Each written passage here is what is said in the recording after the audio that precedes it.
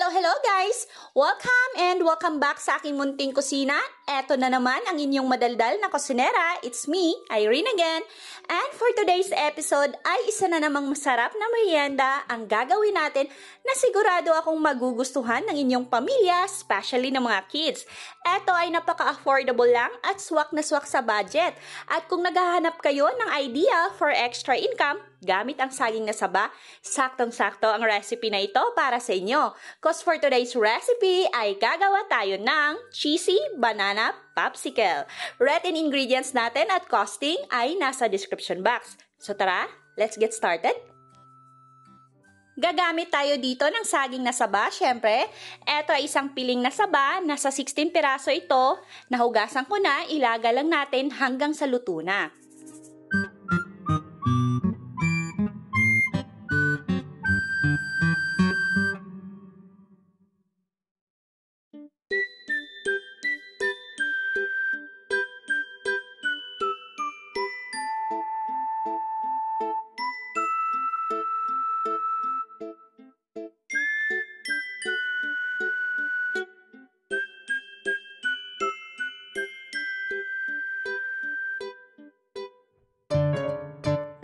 Once naluto na yung ating saging na saba, hanguin natin ito, balatan at i-mash using potato masher or kahit tinidor lang.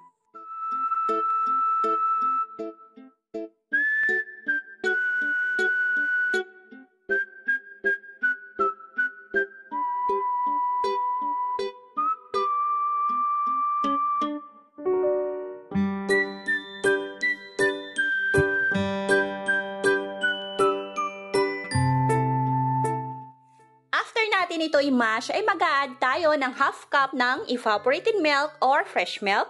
Pwedeng 2 pack ng swak na Bear Brand or any brand ng powdered milk. Mag-a-add din tayo ng 1 cup ng all-purpose flour or harina and half cup ng white sugar.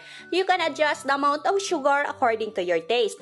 Then, haluin lang natin itong mabuti. Mas maganda kung malinis na mga kamay ang gagamitin natin sa paghalo para mas ma-incorporate nating mabuti yung mga ingredients.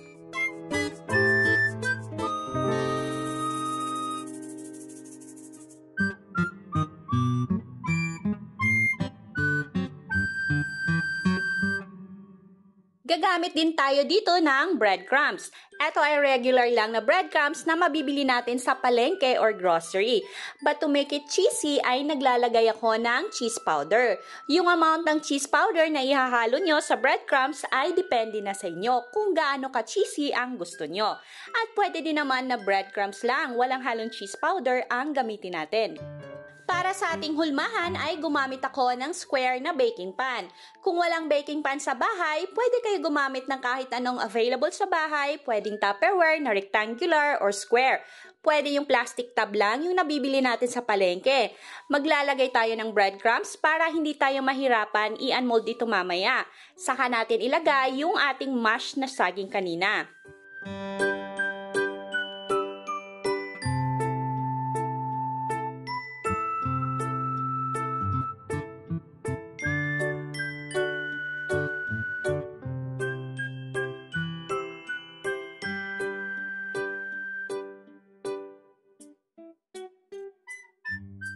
Ito naman ay optional lang. Pwede kayong maglagay ng cheese as palaman sa ating banana popsicle.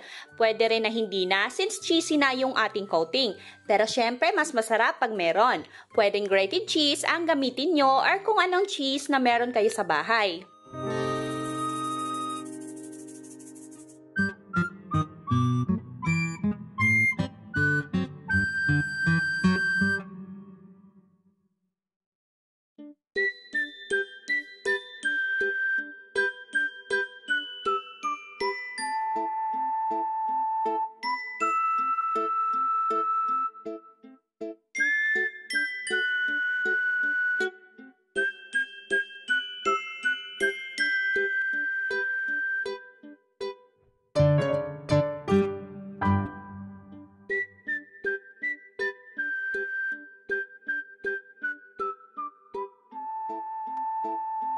Naglagay din ako ng breadcrumbs sa top para mamaya pag i-unmold na natin ito or i-flip over na natin, yung top part ay hindi dikit sa ilalim.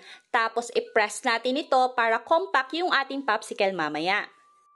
Unmold natin ito sa ating hulmahan at divide natin depende sa laki or kapal na gusto nyong banana popsicle.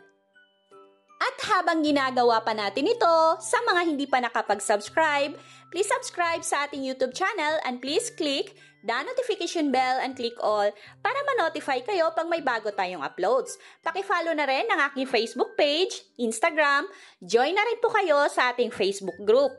At kung hanap nyo naman ay easy breakfast ideas, murang ulam recipes at hindi maingay na kusinera, well, sagot ko na rin kayo dyan. Guys, please support my second channel, Kitchenatics. We'll be uploading easy and quick recipes, mostly breakfast ideas at ulam naman para naman may pang negosyo at pang merienda kayo dito sa Taste of Pinas at may pang ulam din kayo sa Kitchenatics.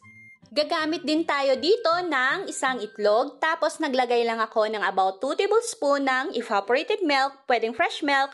Beat natin ito gamit ang ating tinidor.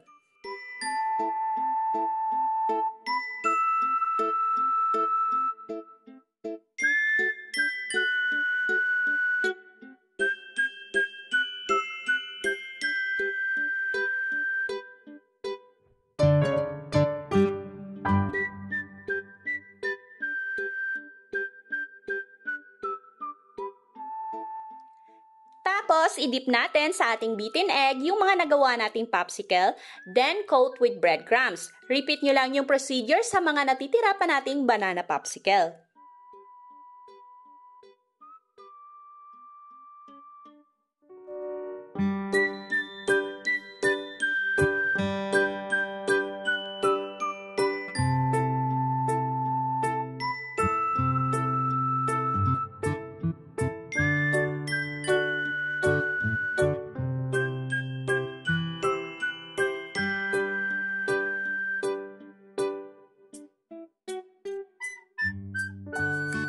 Fry natin yung mga nagawa nating popsicle over medium-low heat lamang, then constantly rotate para even yung pagkaluto at pagka-crispy niya. Well, luto na rin naman yung ating saba pero dahil nga kasi nag-add tayo ng harina dito, kaya dapat maluto pa rin yung loob niya. Medium-low heat lang dapat yung apoy natin para hindi masunog yung coating niya. At para sa mga health-conscious nating viewers na ayaw ng mamantika, pwede nyo ito i-air fry or i-bake.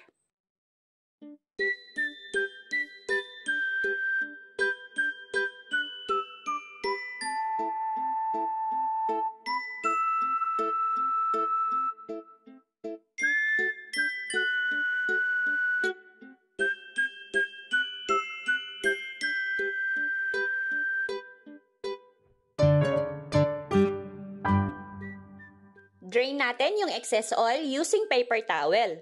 And ready to serve na at syempre pwede din natin ibenta ang ating cheesy banana popsicle. Ito ay ginawa ko for family consumption lamang, pang merienda lang ng mga kids. Kaya wala tayo munang costing sa ating description box. Anyway, kung gagawin nyo siya pang negosyo, dapat gagawa kayo ng sarili nyong costing since hindi naman magkakapareho yung presyo ng saba bawat lugar. Try nyo to guys, promise masarap siya, sigurado akong magugustuhan ng mga bata. Oh, and by the way, sa mga subscriber ko pala na hindi pa followers sa ating Facebook page, you can follow me sa Facebook page natin na Taste of Pinas para sa chance na manalo ng ating giveaway. Isang buwan po tayong may pag-giveaway doon, so follow nyo po ako doon para updated kayo. Sana ay nakatulong tong video na to at nabigyan kayo ng idea paano nyo i-level up ang inyong saging na saba. At sa mga hindi pa nakapag-subscribe, please subscribe sa ating YouTube channel and please click the notification bell and click all para ma-notify kayo pag may bago tayong uploads. Thank you guys for watching and happy cooking!